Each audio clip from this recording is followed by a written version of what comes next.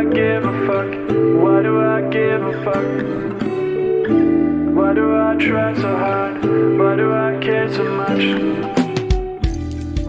Welcome to Why Do I Give a Fuck? A cross-cultural conversation between myself, Diane Tate, and Johanna Thompson. In these times of great struggle and possible shift, we ask ourselves, why do we give a fuck about any of it? How does the lens we see the world through impact what we see? And what do we do about it? Right. So this is the thing that happens in the background that's fun. And if you're coming on and you're seeing us laughing, because we start getting into these really good conversations about things. And then we're like, oh, wait, we need to record. This is what we're talking about. We're talking about this right now. So you're coming in on the here, push the record button. Yeah. And yeah, in this episode previous to this conversation, we were really talking about this letter that came out that had a really huge impact, depending on what side of regardless of where you stand, just has an impact of dehumanizing the value of human life and people across our globe. And so a part of that conversation, like returning to what's going on in US territory, and people come to their understanding where they're educated and how they're educated, right? Like the foundational components of what you learn, what you think, where the values are placed, that's where it comes. And in the US, we have a set of premier institutions. We call them the Ivy Leagues out there, and that's a group of schools that were erected as the United States was forming itself and becoming the United States. And so the oldest university was King's College, and then it became Columbia University. So most folks today in present day life know King's College as Columbia University. It's in the city of New York, right there on 116th. And I speak and say this, and I can speak and say this because I am alumni. I never really actually tell people that, but I'm alumni, so I am legitimate to be able to speak on this issue and to be able to speak on what it was. Yes. To be on that campus. Yeah. To be on that campus. And when I was on that campus as a young Black identified female, it was a struggle. I had a very, very difficult time. I'm happy to have the history of that education and those letters behind, because it does open doors and move people. That's the reality of what it is. But the experience that I had on that campus, and a lot of my colleagues who are well known in community had a specific experience on that campus. And there's a history of experience of things going on Columbia University campus as the oldest, educational institution Been around in a the long time. United States. Been around. I always joke that alma mater at Columbia University is actually alma mater. So when we talk about the oldest university, we really are talking about a staple for understanding. And so you got all kinds of crazy stuff that eugenics, that pseudoscience came out of Columbia, and all people were believing it because it came out of Columbia, and a whole bunch of things. So it is to challenge and question even the things that we believe or uphold in the highest of spaces. And right now, Columbia is having a challenge dealing with the Trump administration, and all educational institutions are having a challenge. Well, a challenge, if I'm saying it's a challenge, if you want your education to be full, truthful, honest, and complete. If you don't, then there's not a challenge. But if you do, education, it actually means to bring forth knowledge rather than the way that we do education, which is kind of like programming. And at one time, I believe that Columbia might have been in the energy of bringing forth knowledge and sharing that knowledge with the world. How that's being done needs to be challenged and needs to be reflected upon, especially in this day and age when governance is trying to control what that looks like under the guise of creating safety. And when we're talking about creating safety, my hope is that, again, we go back to the ecosystem of care, that we're trying to create safety for all people, and not just certain folks, but all people. And what does that look like? And we need to have a lot of conversations to be able to do that. So thank you, Diane, for bringing this to the forefront and offering the challenge and saying, yo, okay, as alumni, let's talk about what's going on. We based this off of an Instagram post that I found that was posted by Professor Catherine Franke. She's a retired professor from the School of Law at Columbia. And she was talking about an agreement that Columbia had come to with the federal government that would essentially make them a subsidiary. Her word was subsidiary of the federal government in terms of our U.S. government having oversight on who Columbia, accepts into their programs, what they teach, what is allowed to be spoken about, what is allowed to be protested about, all of the things. And we know that Columbia has been at the forefront with pro-Palestinian encampments. They were, I think, one of the first student bodies that created an encampment on their university campus, and Columbia failed to support and protect their pro-Palestinian students and called the New York Police Department on their encampments, and their students were brutalized by the New York police on several occasions as the encampments were being taken out. And I know when we were talking about this, Jay, you went and looked at your most recent email of around the Yeah. time that this Uh-huh. professor, this retired professor, posted this video. I'd be curious to say, because you read the email to me, and I thought it was really interesting. Some of the statements that were made in the email seemed to point directly to which part of their student body they were so fervently trying to protect. So I'm curious Okay. what you So thought. one of the things that I was saying is that I haven't been on Columbia campus in decades. I'm going to say that, but not tell you how many. Yeah, got to keep that clear. We don't need to know Gotta how keep many, that, how many decades. that doesn't, It was a while um, ago. not so long. You were fine. Um, No. eh, one of the things that I can say in my experience, I love to speak from centering my space, is that when I was there at Columbia, we used to joke around, and I don't really know the statistical demographics, but it was extremely high that most people were people of Jewish faith. I would say in the 90 percentile of Okay. folks that were part of the student body when I was there. It's about 90 percentile of folks of Jewish faith and belief. If that has continued throughout the years, then I want to name that as a reality, that a large demographic of the student population at Columbia is going to be of Jewish faith, and in New York City there's a huge folk of Jewish faith population. You have a variety of folks. If you're there hanging out, you have from the Hasidic Jews, who are the more like Orthodox and have the curls and wear the clothes. In Brooklyn, there's a whole community, but a whole, like, all over the place. And so Mhm. there's a significant population of folks that move with the same understanding and ideology, and that is a reality on Columbia campus. And so when we're talking about safety on Columbia campus, and we're talking about where the focus might be, Mhm.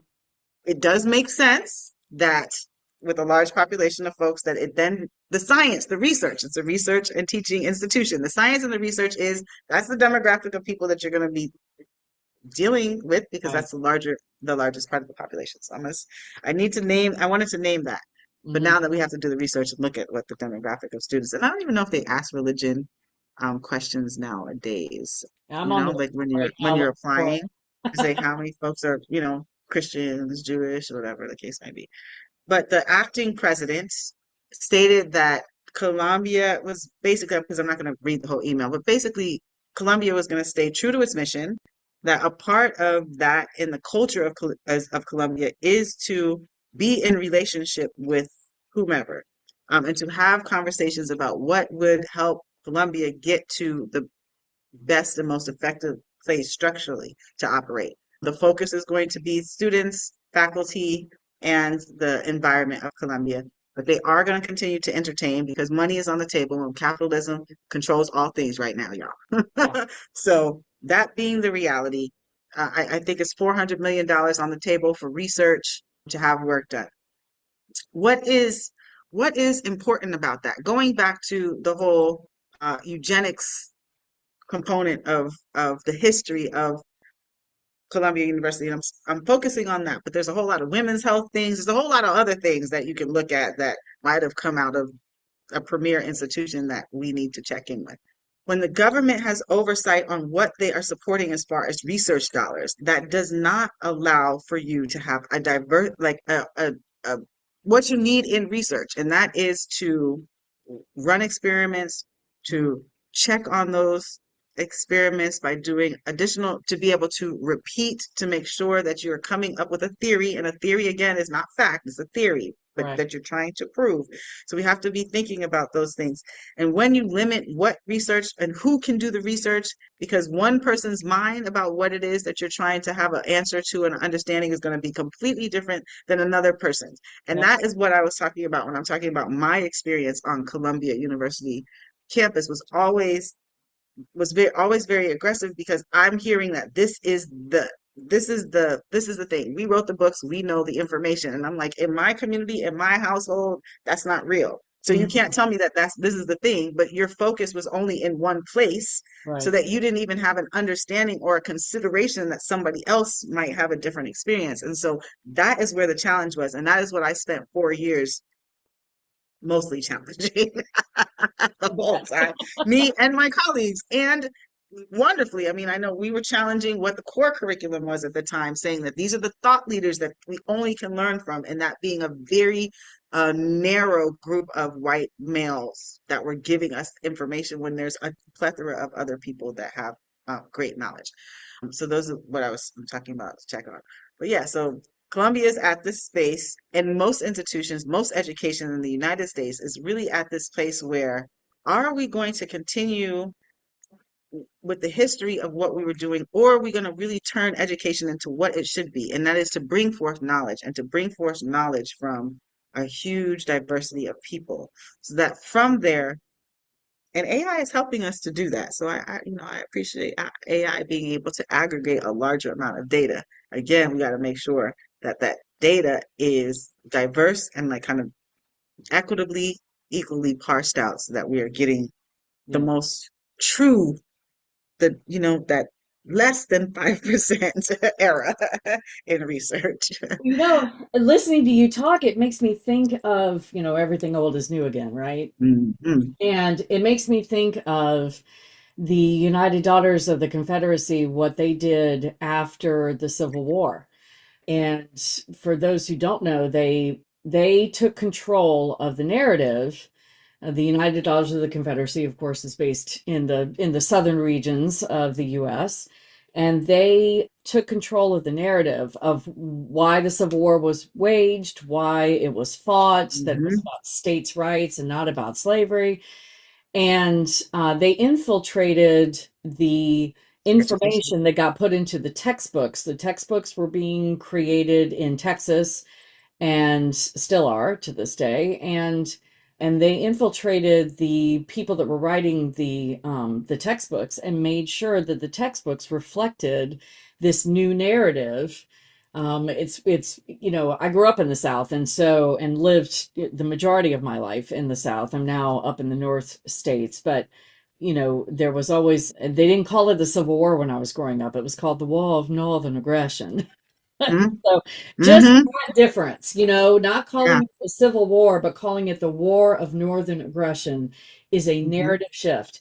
And Absolutely. so that's what the UDC purposely did after the Civil War. And so me and you and everybody else that might be listening to the sound of my voice, and even generations before that, were taught a specific narrative about what led up to the Civil War, what happened during it, and what happened after, during Reconstruction and beyond. They call it something like, there's actually a name for having shifted the narrative of the South, to kind of The Lost glorify it. Cause. Yes, there it is. Yeah, There it is. The yeah, lost cause yeah, narrative. That the that Lost is. Cause. Thank you. And that's why so many Southerners, and that's why there are narratives and thoughts and jokes and all kinds of things around the South never thinking that we lost, because they literally changed the story about how it went down. And so when, coming back to our original topic for today's episode of why do we give a fuck about what's happening on Columbia campus and many other universities across this U.S. territory, we give a fuck because we've done this before. You've This done it. country has done this before, and probably more so even than the UDC and the textbooks, in terms of the narrative that we created after we stole this land from the indigenous when my ancestors came over here and colonized this land. the narratives that we changed. I mean, the story about Thanksgiving, the pilgrims and the indigenous, the Indians coming together and loving each Absolutely. other, and all of that is bullshit. And so, All of it. so we've done this since the beginning of this country, since the beginning of our occupation here on Turtle Island. And so that's why we should care about this. That's why we give a fuck about what's happening now, because it's happening Absolutely. right in front of our faces, just as even maybe more so. I actually give a little less, I give more responsibility to those of us now who are living in this time, because back after the Civil War, when the UDC did it, we didn't have the internet. We didn't have the globalization. We Absolutely. didn't have the only way you learned about something was years after it had happened, often because word just didn't travel fast enough. And so I kind of get how they were able in the shadows to infiltrate and do what they did Do it. without anybody really like being the wiser. But now there is no excuse. We are There's watching. no excuse. And and it's being challenged differently, right? Because Yeah. every time something comes up, the actual truth of the matter, when you talk about the lost cause, and you're talking about changing the narrative, that also brings up a more current event that happened. There was one of the antebellum houses, one of the last standing Yes. antebellum houses that In burned down Louisiana, in burned down to the ground. down, down to the ground in was it in Indiana? Where was Louisiana. it? Louisiana. Louisiana. Okay. Yeah. And there's this smile like, okay, like it's burned down to the ground. The And ancestors are I working. that was what my initial reaction was, like, yes, man, like I'm so glad this burned down. And folks were doing the rejoicing and all of that. Uh-huh. And then it hit me that that burning down means that we've lost yet another reminder and representation of Mm. the horrors that were occurring. Mm-hmm. And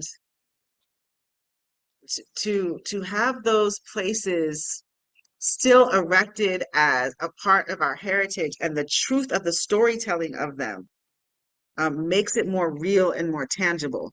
So we lose a history, and now there is a different story and a different narrative when all of those stories are wiped out, or when those stories are never told, that actually gets to move forward. Mm-hmm. There is something about like Egypt and the entire world saying that we got most of our stuff out of Greece and Western civilization. Right. But when you go to Egypt, and when you look at the structures and you read the wall, if you can pay attention to the hieroglyphs and really understand the pictures, it's pictures, so you can understand them.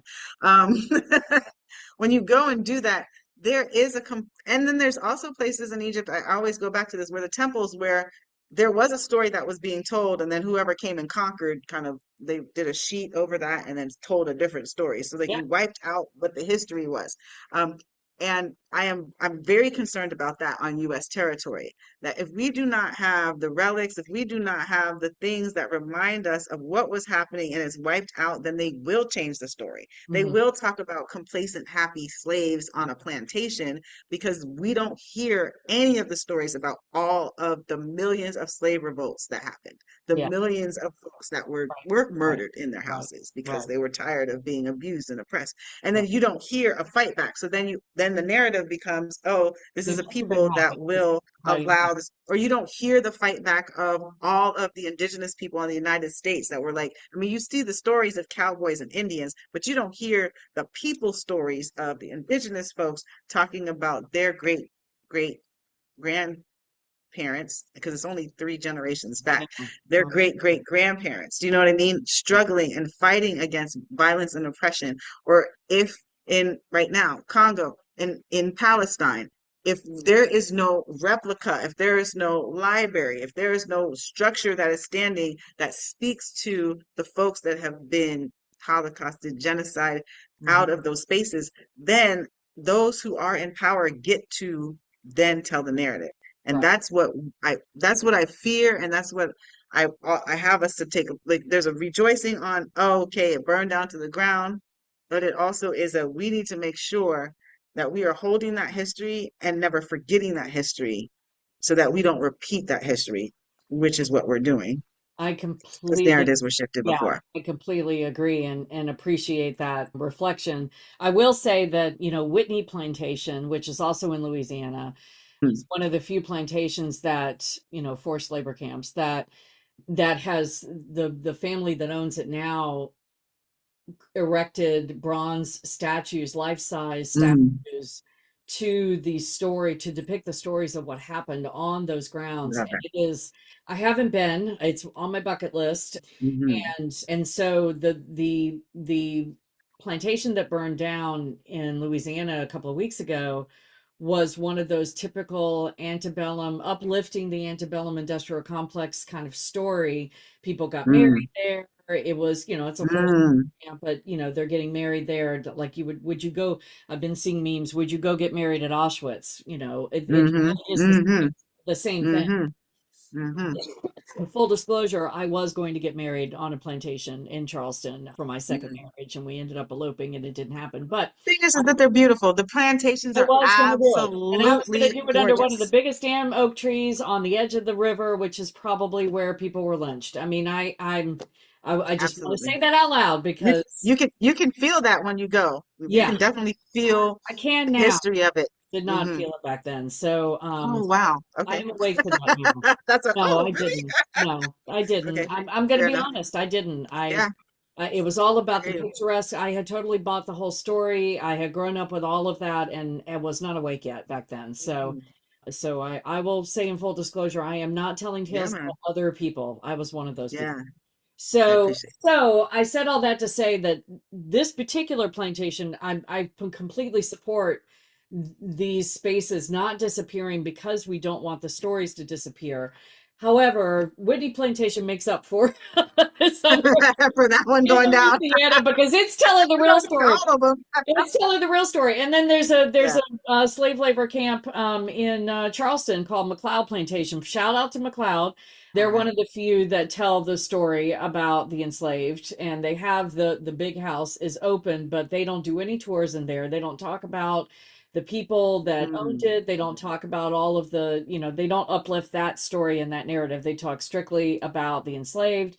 They call it a forced labor camp. It still says plantation on the sign, but any of the Mm. interpreters, they call it a slave labor camp. So there are places that are trying to tell the real Tell the story, truth. to make Yeah, sure man. that's not. But you're right. Anytime anything goes away like that, it is another opportunity especially for stories that we're having to fight so hard to still keep in the Keep. lexicon, Mm. or that those so many of us are still haven't even learned. The Legacy Absolutely. Museum, I want to do another shout out. The Legacy Museum in Yeah. Montgomery, Alabama, and the Peace and Justice Memorial just outside of Montgomery that Brian Stevenson did. Hmm. I went and visited those a couple of years ago. Ironically, I was there on the weekend that October 7th happened, Mm. 2 years ago. And that's another place that's really working to keep those stories, To the keep the real stories storytelling. and the real Yeah, names man. and the names of the oppressed and the enslaved alive and keeping the stories that the museum. Have you been to the Legacy Museum? I haven't actually gone there. I was a part of a project where they're, trying to erect monuments where lynching has Hmm. occurred. So Yeah, I've yeah, been a part of like the extension work gotcha.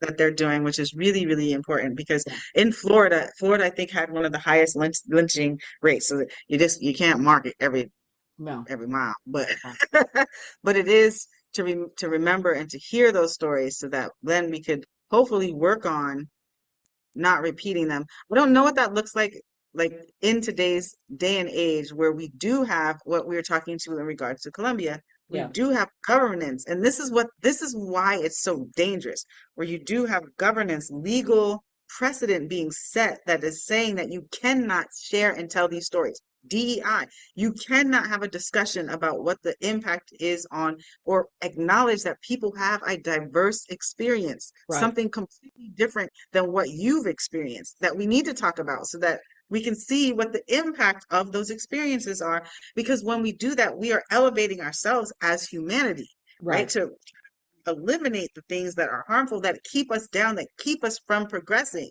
I always talk about that in the United States because you had so much racism and prejudice and all of that, the folks who were actually having the knowledge to move things forward, you were saying don't matter. And imagine if they did matter and had the resources, how much far further advanced we would be if we used indigenous technology for our food sourcing, for our Right. health, for our bodies, for our medical care. If we actually use these things and have them as a part of our lexicon of knowledge, we would be so much more advanced.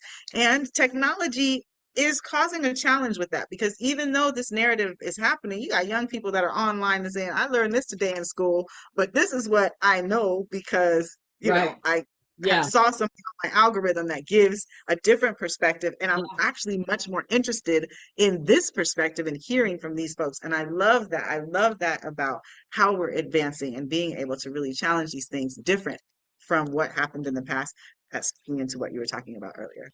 Well, I loved your point about the difference between the development of thought and the furthering of thought versus the programming. You know, Mhm. the Yes.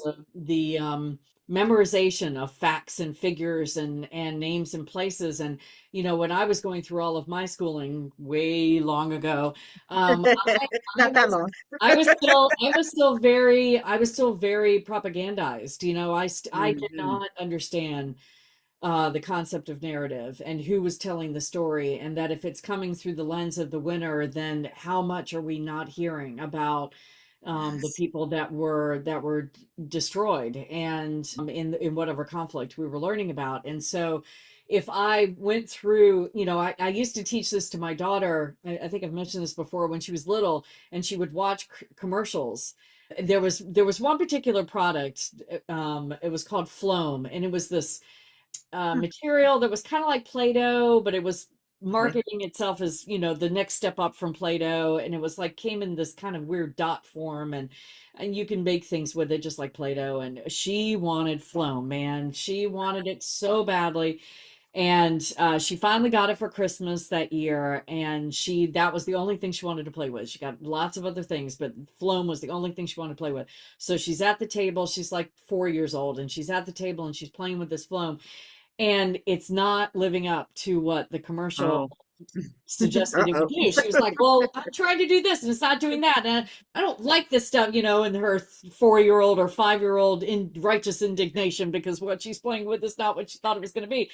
And we sat down and had a conversation. She's like, it's different than what they said and all of this. And I said, well, yeah, because they created a commercial that was only geared towards making you want to get Floam. It was That not is it. necessarily truthful about what the product was necessarily going to be like when you actually got it, because once you pay for it, they don't care if you don't like it, and they don't care if you throw it Hmm. away. You got Capitalism your money, and and that's the point. propagandizing. So Yeah, we man. always had that conversation as she was growing up. Consider the source, consider the source. Hmm. Who's telling you the story as Yeah. to what are they trying to get you to believe? I did not have that growing up, and Hmm. and and didn't even really develop it. I didn't have that critical eye toward propaganda that you might hear in the news or that you might, read in certain places. I was still waking up to that, and have only just recently, in the past like 8 years, woken up to that. So I love that point about the difference between, if we want our universities to be places where, and this is kind of how they advertise themselves, but it's not necessarily what they end up being. If we want them to be where our young and upcoming humans come to expand their horizons, expand their Yes, mind, that is and it. and develop new ways of looking at the world, then that's wonderful. But if we're wanting them only to be places to feed the propaganda, and I think that's what myself and many thousands of others of people in the past 2 years especially have woken up Hmm. to, the university's role in the Hmm. propaganda of Very real. narrative about a land and about a history and about how a country dominates, and just the interweavings of the Zionist mindset into Columbia University and also into many other top universities, because that's where the support is, and just the propagandization of the Yeah. students, as well as people that grow up in the Jewish faith, who grow up in Zionist households, who are propagandized into that Zionist way of thinking. It's not about Judaism, it's about Zionism. So Zionism. I think we should And all come. Zionism. Zionism goes back to that linkage of like hierarchies of Yeah, like white supremacy white with like supremacy. and that's what we're like really literally seeing the parallels. And Hmm. that's what is particularly dangerous. It's Yes, particularly dangerous in the institutions that hold a lot of power. It's something that you said, and I just want to bring your attention to it. Those who won, and there's a difference between winning and difference between taking and yes, assuming power right. and then pushing a narrative. Yes. So I just want to check in. As I don't know about winning, but you It's did not about take winning. power. Yeah, you did take power Thank you and you for did that check. oppress and you did push a narrative. And Yeah. you're not winning because you're still in harm. You're still looking over your shoulder. You're still have to fight for your positionality and you still have to live in fear. That's not winning in my understanding of winning. No. Understanding winning for me is peace and ease, joy, being able to communicate, being able to learn, which is what we want our educational institutions to be, because Yes. the only way that we advance is through challenging what it already exists. That is research. That is science. That is, you gave me something, let me expand it. And I expand it by challenging it. I repeat it, but I also add other components of it to see exactly how it's going to shift and move. And if we're thinking about things scientifically, if we're doing it from um, the most effective and intelligent way to go around gathering knowledge, then we're not doing it in a way where we're limiting our understanding Mm. and we're limiting what we have resource to do and to explore. Yeah. Thank you for that check. I appreciate that because you're right. That would have been the mindset of the narrative that we won and they lost. But you're right. It is not, that is not. So I appreciate that check. Uh, you're And right. a nice, gentle way of doing it. Yes. You had a lovely way of doing it. Thank you, my friend. Why do I give a fuck? Why do Thanks for I joining give a us. fuck? Until next time, Why as you do I move try so throughout your day, hard? Why am I continue to so ask yourself, attached? Why do I give a fuck? Why Do I Give a Why Fuck do is I produced in give a fuck? collaboration with Johanna and Why Diane. do I try Music so by hard? Norwegian Why do musician I care so Water. much? See you next time. Why do I